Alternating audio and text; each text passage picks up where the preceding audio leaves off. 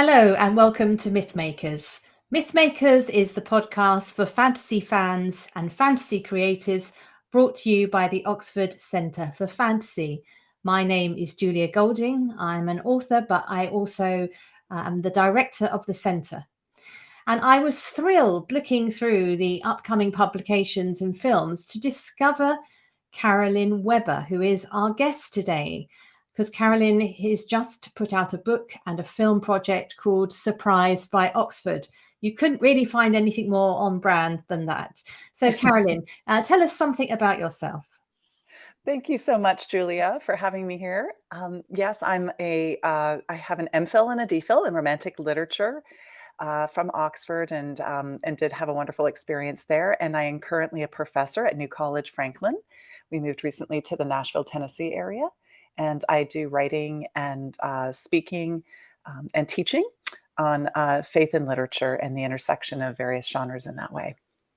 Now, I was particularly excited in a very personal way because the very course that you did was the one that I did. So picture me back in 1995. I'd just left the diplomatic service or took a break from it. I was having my first two children and I embarked on the MPhil, the Masters of Philosophy in Romantic Literature, and which then did another few more years after that to do the DPhil. And I think you did exactly the same thing, didn't you? I did, but without children at the time, so you were far braver than me. Well, how it worked out for me is my daughter is my MPhil baby, and my middle Oh. child is my DPhil baby. And I do remember sitting in the because part of the MPhil, as you remember, had Mhm, written exams. My last experience of written exam, and my mhm. daughter had chicken pox. I was Oh my sitting I goodness. was sitting in the hall thinking, I bet I'm the only person here who's actually rushed here from having put chamomile lotion on Oh, on a disagreeable baby. you probably do have a hold on that corner. Anyway, so, if you don't mind saying, when did you do your doctorate? Which were you Uh, a little bit after me? so I was, a little bit before you A for bit the before. MPhil. I came as a Commonwealth scholar, a few years beforehand, and then I was married, just shortly after the time you arrived, and had moved to DC for my husband's work and did the doctorate, uh, the first year of the doctorate or so there, but then long distance for a few years Okay. after that. That So I finished explains my doctorate a little later. yeah, that explains why we didn't actually meet at that stage. I Yeah. isn't that I mean, we would have overlapped a little, I think. Yeah. So Yeah, did we would you have sit at the feet of Jonathan Wordsworth, for example? I Mm. did. Yeah, I so there did. was, for those of you who recognize the surname, there one of the academics at the time, who has since passed away, sadly, was a relative of Jonathan Wordsworth, which kind of feels like the name of William Wordsworth. He was Jonathan, Mhm. and his great great great great uncle. So you feel as though somehow a surname has decided that chap's future. Yes, yes, yes. It was a wonderful group that I had a great chance to study under, to read Okay, under. so let's think about what we're interested in most is obviously your book and your film, Surprised by Oxford, nods towards C.S. Lewis's account of his uh, early years. It finishes in the early 30s, doesn't it? Surprised Mhm, by Joy. mhm. So tell us a little bit more about your connection to C.S. Lewis and your time in Oxford. Mm. Well, it was interesting. I had arrived like most from mainstream culture. I knew the Narnia Chronicles as a child and had adored those. Didn't think of them in any sort of deeper way. I did not know of Lewis as a lay theologian or really much as even a literary critic, especially coming from a larger secular undergraduate system. And so I was introduced to him through some friends when I was reading at Oxford, and I was actually dragged somewhat reluctantly myself to a C.S. Lewis Society meeting, um, thinking that it would be corny or whatever. And I actually was really, really moved by it in Pusey Hall at the time, and it planted some seeds. So I ended up reading his Surprised by Joy much later in my life at that point. But I was intrigued because the title's from Wordsworth, and I was studying the Yeah. Romantics. So I thought, okay, what's this about? But at that point, I ended up reading a few other of his works. Actually, one of the works I had read just prior to that, which whetted my appetite for him further, was Sheldon Vanauken's A Severe Mercy. And I was not a Christian at that point and had read that and knew that Vanauken had read and worked with Lewis as a student. So I was I started to become more intrigued by him through sort of that back door. Yes, and if I remember the Severe Mercy, it's a very moving book. It's about the account of a man who loses his wife quite early on, isn't it? Which It is. sort It's of a very, mirrors very the poignant book. yeah, it mirrors the experience that Lewis went on to have, of course, when his wife Joy Davidman passed away from cancer too. So there's Right. that sort of clicks into the grief observed side of Right. C.S. Lewis Yes. and the problem of pain. So Mhm.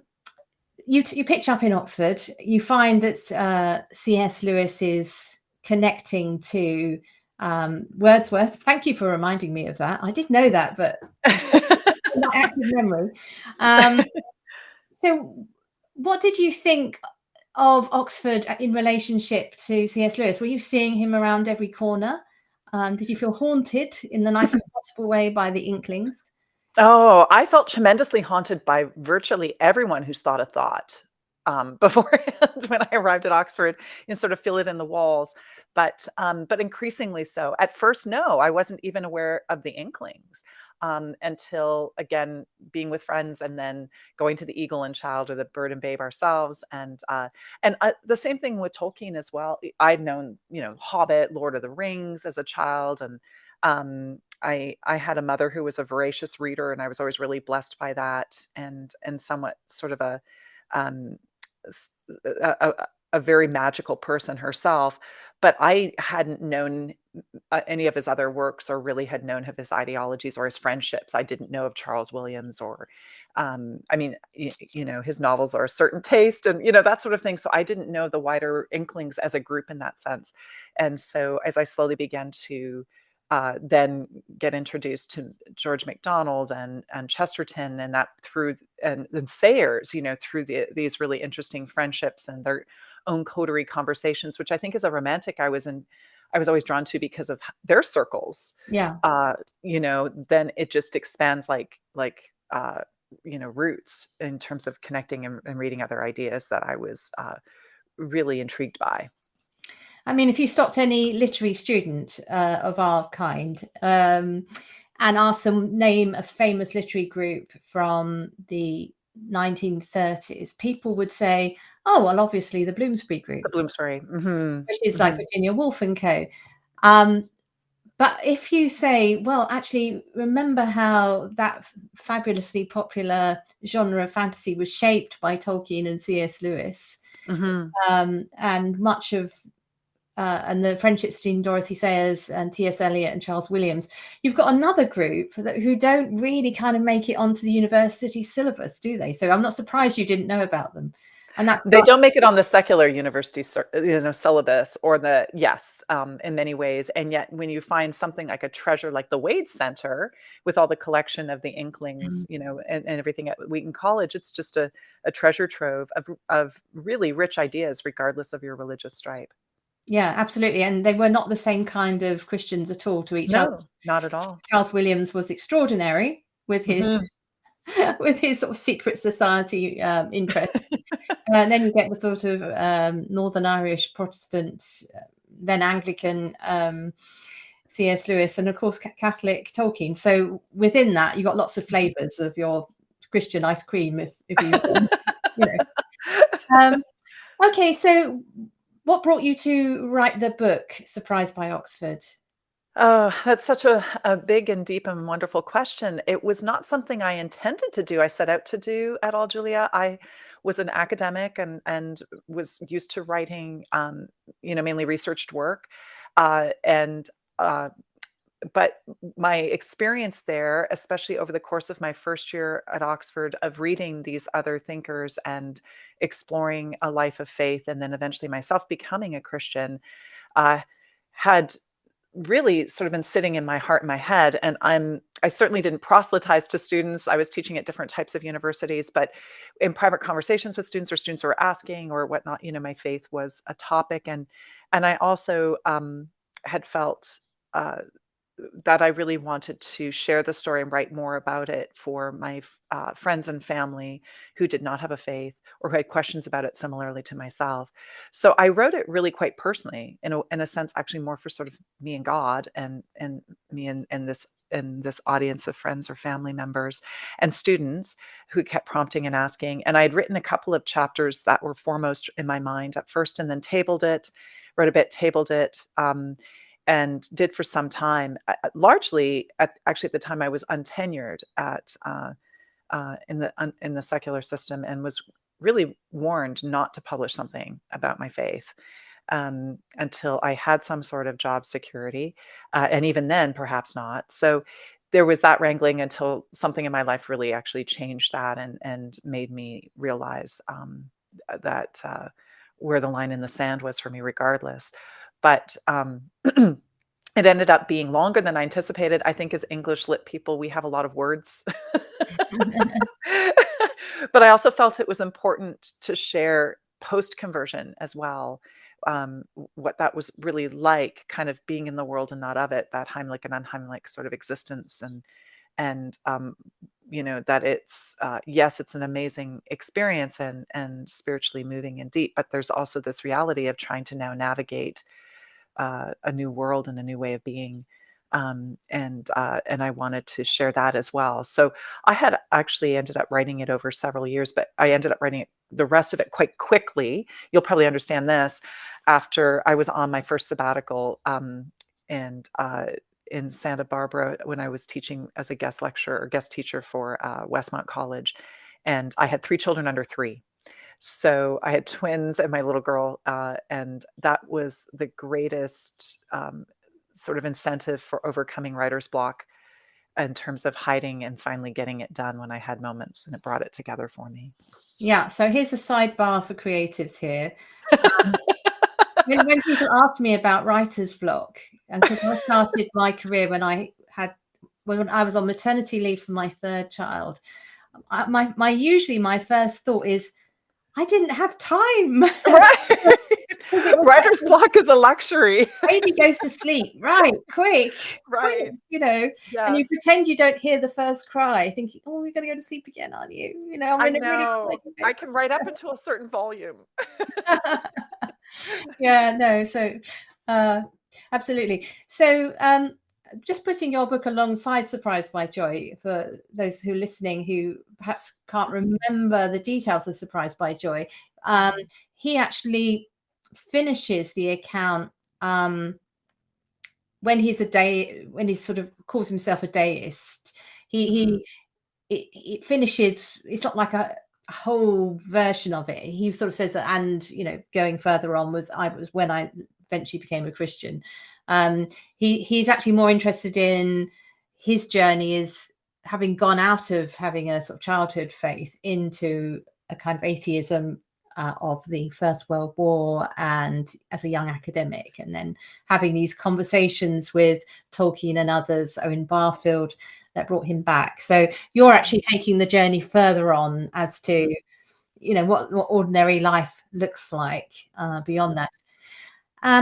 Did the choice of what you were studying in your romantic era, because I don't think I've asked you what your doctorate was about, did that have a connection to what you were thinking and feeling? Oh, absolutely, and I wouldn't have guessed it at the time. I mean, I think we do go back and see how these points are plotted, but I was drawn to the Romantics, because of their interest in that infinite longing. And as we see even in German Romanticism too, and Goethe and whatnot. And so I was drawn to that overall out of all the periods I was studying at the time, coming out of undergraduate.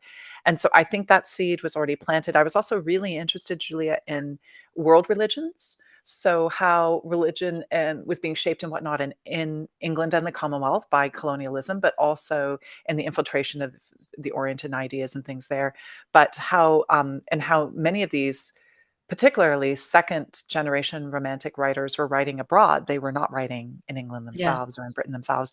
So being shaped by these ideas. And I was really drawn to myth and uh, the Greco-classical world and really the notion of world religion. So that was actually really shaping my MPhil work prior to, even though it was rooted in the Romantics, I was sort of reading all around that, and I was actually drawn to the metaphysical poets as well. I was trying to figure out, even as without a Christian faith at the time, trying to figure out what sort of, subtle knot that makes us man Donne was talking about. And so I was really drawn to all sorts of theories and world religions and was studying all of those, um, and yet highly cynical of the claim Christianity made of being the religion. So yes, all of those things were feeding into to my backdrop at the time.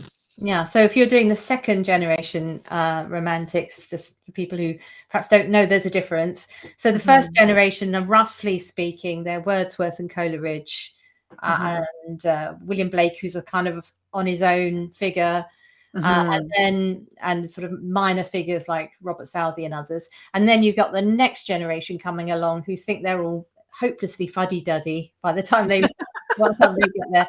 And so you get the Byrons, Shelley, Keats, Hazlitt, people like that, Yes. um, who in their own ways are sort of quite more revolutionary. I mean, not so much Keats, because his life Mhm, was so short, but mhm, yeah, but certainly Shelley was proudly declaring himself an atheist, mhm, respectfully so mhm, for his time. mhm. So yeah, no, their religion of the Romantics is absolutely fascinating and It is. stormy waters, really, because it's part of the whole ferment of ideas that's going on there. Absolutely. Mhm. So you wrote your book after having the prompting to do that, and I now got image of you sort of putting baby down, picking up computer. So um, it was published, obviously. And where did the film project come from? That part of it, Mm.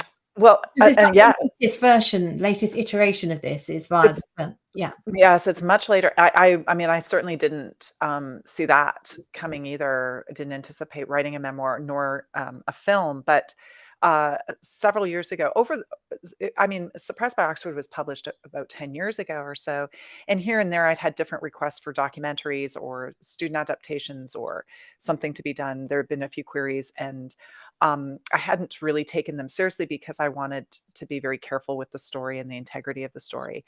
But, Ryan Whitaker Smith reached out to me. He's a beautiful, screenplay writer, a writer himself, and he's done some other film work whilst we were living in Canada. So we had gone, we were out in the States for years, and then we had gone up to Canada for about the last 8 to 10 years, actually caring for my elderly parents at that time was the main reason.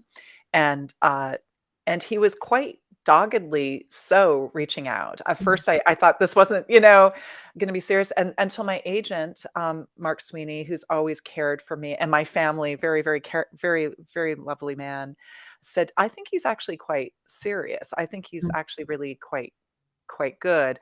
And so I did talk with him at length, and we developed a friendship, a relationship, discussing the possibility of adapting this to screenplay. So we were connected for several years by the phone and email, that kind of thing. But it's an amazingly small world, Julia, in God's hands, because I ended up also working in classical education, going to conferences, things like that, with Greg Wilbur, who had ended up being he's a wonderful mentor in that area and had started this college, New College Franklin, that I now teach at. And he had been a former professor for Ryan, and Ryan's one of his favorite teachers who had taught him about film. And so all of these intersections started happening, and the film project became just more of a reality. We worked on the screenplay together. Then it was, we thought, halted and stopped by COVID, Yeah. as they were trying to get financial backing. And yet, what was actually amazing was we ended up doing most of the filming in England during COVID. it actually the doors opened for various locations and, protocols and things that we would never have imagined. Mm, And I actually had even the amazing opportunity to go there myself, which was very, I mean, absolutely unbelievable given the timing of world events and things like that. So, we actually did a bulk of the filming right between the variant, when it was resurfacing. So we had this strange window in which we mm. were allowed to do scenes in the Bodleian and that sort of thing. And I was actually able to go with my husband. Um, so it did percolate, I would say, over a good 5, 6 years, really, but when and we expected the filming in that to maybe drag on or have many more hurdles, but actually it was all done quite quickly in the end. A bit like the motorcycle ride for Lewis to the Yeah, zoo. yeah, that's when he, decides he's going to become a Christian. I think it's in the sidecar or something, isn't it? Some Yes, he's not one strange. when he leaves, and he is when he arrives, and Yeah, that's kind of how the last bit went. yeah. So, did you have any influence over casting? Because that surely must be peculiar, casting yourself.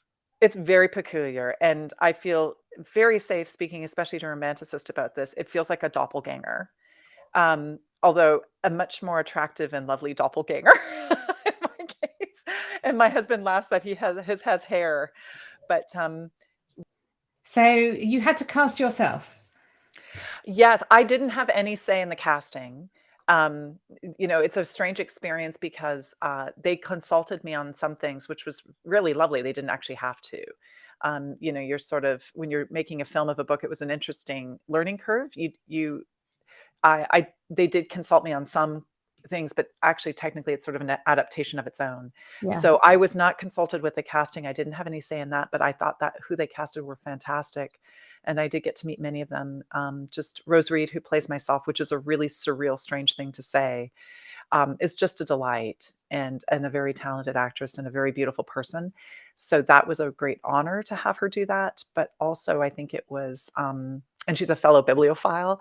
But the those kind of many of those decisions were out of my hands. yeah. Um, mhm. And so you've now had the launch of the film, and, what kind of distribution is it getting? Will I be able to go and see it, or is it for streaming? Yes, well, we're still in process of thinking over that and, trying to think the right they're trying to figure out the best distribution plan. So it did have its world premiere to a limited audience for critics and whatnot at the Heartland Film Festival in Indianapolis, a couple weeks ago, and it did receive excellent reviews, which was really heartening. And the audience, again, regardless of religious stripes, were enjoyed it, and there was great feedback. But at the moment, it's not available for public distribution. We're still awaiting what that plan will be. So they were hoping that that would be decided or figured out before Christmas, but I don't think that will be quite enough time right now. So they're hoping for, I think, a hybrid model would be lovely to have some time in theaters and some streaming. The world has so shifted and changed, Yeah, with yeah. COVID. So we're still sitting on that at the moment. You can't watch it yet, but it hopefully will be distributed soon, probably early spring, I would imagine now. So one of the reasons, Carolyn, I really wanted to talk to you from the point of view of the Oxford Centre for Fantasy is, I wanted to ask you about your version of Oxford. Because one of the things that you soon sort of learn when you think about these writers and the way they interact with Oxford is that Oxford is a real place, but it also is a mythic place, and it appears in so Mhm. many fantasy books. And I've got this sort of idea of it being like a palimpsest. You were saying hello to all sorts of people as you walk round, from the people way back in history, like Friar Bacon and those kinds Mm. of early scientific pioneers up to today's generation. So when you think about Oxford, are you sort of conscious of it being almost like a fantastical location for yourself, or where does it fit? Oh, that's such a lovely question. Such a lovely question. I I mean, I think you probably experienced this as well. On one level, it's a very, very real place, with politics and pressures and a lot of expectations and work and delight and busy. Your term is incredibly whirlwindy, busy. I mean, I always think of the White Rabbit, in terms of how term functions. Yeah. But it also is haunted. It is a place that you can feel the history. I think everyone does. I think that's a magic that appeals to everyone in a way. The cinematography in this film is beautiful. They did a lovely job, which is why it really lends itself to the big screen. But there is something I think that speaks to all of us in ruins, or in old places that carry many stories. A palimpsest is a great example. When you're there, you feel the history, you feel the thoughts, you feel the suffering, you feel what has happened there. It's contained in that. That's part of the mystique of a place like England as well, but also of particularly Oxford, because you feel the concentration of Yeah, history very and much. of thought, don't you? Yeah. And so they decided in the film to really highlight the sort of magical fairy realm feel of it, uh, as through my eyes, which I did feel, but in tandem with this student life and this busy life, and then later this life of being employed there too. But you do feel like you're on the shore of something, that any moment it could tip, or that you're somehow in this liminal space between the two worlds. I mean, you do look at the portals going into the colleges, and they do open into these vast, gorgeous, beautiful gardens, and you can't help Mm. but think of Narnia, right? They are like wardrobe doors. They are like um, it is interesting to have this very busy, bustling city and the town gown dichotomy, and yet you can walk a few feet and be entirely in perfect peace. Yeah, I Um, mean, I did my undergraduate at Cambridge, right. which I'm very fond of. And the thing about Cambridge is that its beauty is there exposed to see, because the way Mhm. it works with the river is you can walk as a member of the public, you can walk along the backs and you see a whole range of most incredible, beautiful buildings. So Mhm. the beauty of the university is on the outside, Yes. visible. The thing about Oxford is it's full of secrets, full of Yes. doorways, and you can't really see how beautiful each of the colleges are until you actually go in. And Right. so my interaction with Oxford has been I had my academic phase, but I've also worked there and raised a family there. So I'm very town. I'm Mhm. Right. not much Right. town anymore. Mhm. And still for me, I can sort of go into I went to a friend's wedding anniversary in a college, and you go into the Unitarian chapel and find amazing windows by William Morris and Mhm. I think it's Burne Jones. And you think, well, if there's any other city, this would be on the map Right. as a thing to go and see. It took me Right. about 25 years to know it was there. There it's been. Mhm. And then Mhm. for lockdown as well, we during the Mm. phase when we were only allowed to walk from the door for a certain length of time during under the regulations, we started exploring the bits on the map we'd never been and discovered a whole series of wonderful walks right in the heart of the city, Absolutely. down a place called Music Meadow, which in itself sounds storybook. It But does. it's you're on the Charwell River with an old mill and bluebells and birds and trees, and you are literally in the heart of the city. It's going Yes. you go deeper into the city, and this little enclave, natural enclave, is there. Again, it took us 25 years to find that. Um, it's crazy.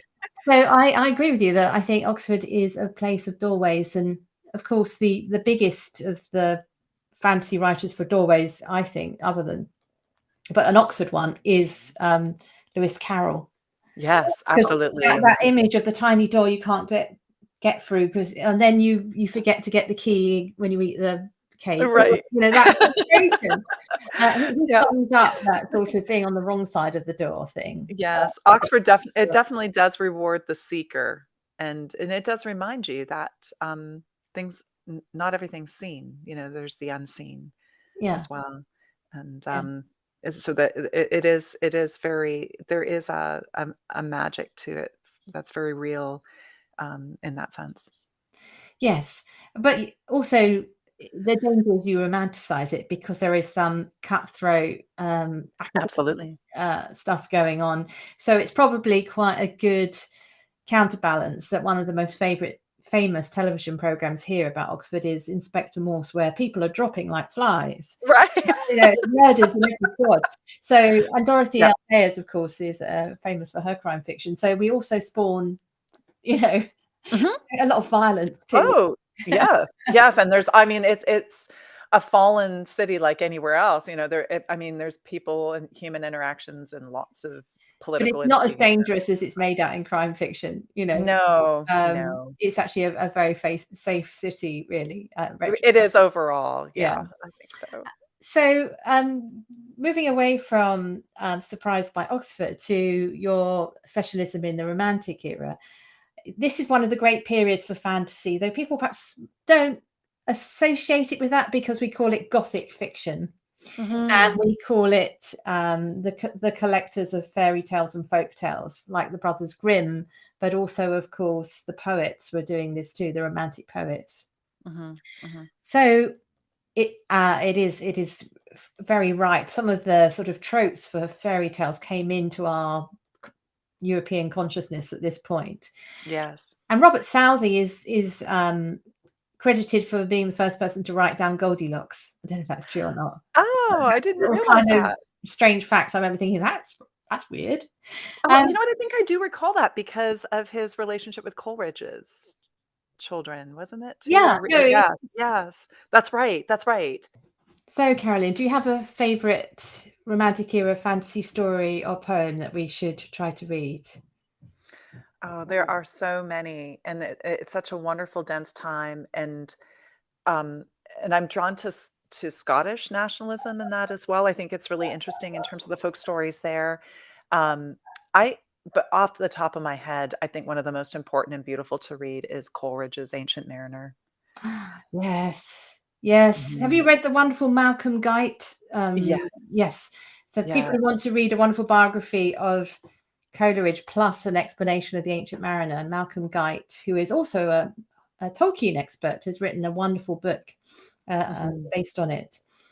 Yeah, I agree. Though I think Kubla Khan, you just have to read for the sounds as well. You do. You just have to read it as T.S. Eliot says, right, that a poem is an event. Yeah, You just have to read it to experience it, and yet, its ending is, uh, really much that magical realm. But I think Ancient Mariner, the ballad rhyme scheme, the story development, the enter into another world that's in many ways our psycho-spiritual landscape, actually, that journey into the interior. Again, to think about Margaret Atwood and her poem by that name.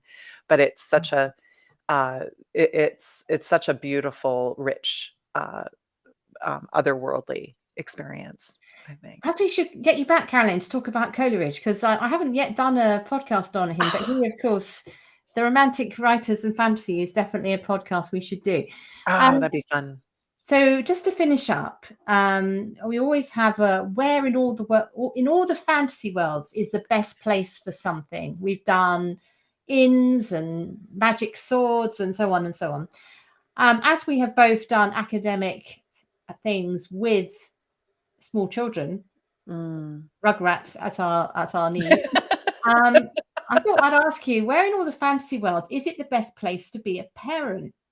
Very often in fantasy worlds, the parents are gotten rid of. So, Yes, that's true. but where is a good place to be a parent? Well, I think obviously Rivendell would be a great place to be a parent. S Unless you have to leave your daughter behind as you go off Yes, and buying lands. I that's mean, this is, true, yeah. that's true, but, I do think somewhere where there is immense natural beauty and you could trust the trees to care for your child while you have a nap, and and there's nothing threatening, because, of course, we as parents, see everything as threatening. Yeah. The landscape changes for us and our mortality looms, the moment we have children. I was thinking of, I mean, I went through a whole range of horror stories when I was thinking about this. But if you manage to survive and your children don't get bumped off, the setup of being a Weasley in the Potter Yes, seems, that's a family yes, group that yes. got together in Harry Potter. I So, have yeah. many students who've wanted to be a Weasley, and Mark Williams is actually in the film. Oh, Yes, he fantastic. is, Oh, well, yes. there we go. So that's brought the conversation to a lovely meeting point. So I would, in times of peace, minus Mhm. Voldemort, I would like to be in the world of Harry Potter. There you go. As a That's parent. lovely. So thank you so much for talking to us, Carolyn. And yeah, it's been wonderful talking to you. And I look forward to seeing the film when it does get its wider distribution. Thank you so much, Julia. It's a delight to have talked here with you today too. Thank you.